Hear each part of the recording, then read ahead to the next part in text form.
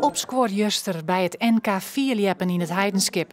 Orne Galema, winnaar van het klassement van het Fries Liepersboen, lieken hem op het nipperke te pleertsen voor de finale. Maar grut wie de verbjustering doet de technische commissie zijn sprong oorkadden.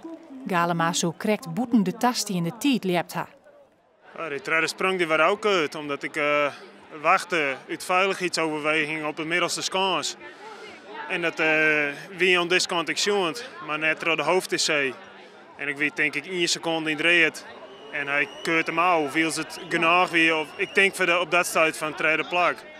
De wedstrijdleiding disqualificeerde Galema toe. Maar kwam de letter na lang berieën weer op waarom. Uiteindelijk is Galema toch als extra lieper in de finale kwam. Maar hoe vier de sprong van Galema wie is net bekend maken. Ja, wat ken je er aan? Nou, het zijn zulke domheid in je kroot wasken. Dat is het. En ja, we hebben maar te doen. Maar ik hoop toch in hemelsnaam dat het net zonder consequenties blijft. Nart Brandsma uit het Heidenskip profiteerde optimaal van het besluit van de TC. Gewonnen wij wie hij uit de finale wipt, troch Galema. Maar nu maakte hij zijn beste sprong eer.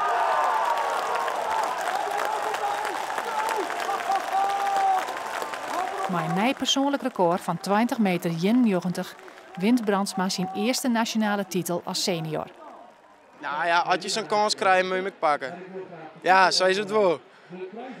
Die eerste hele grote titel, hè, bij de senioren. Ja, dit is de eerste grote titel, ja. Ja, het is een mooie afsluiter van het seizoen.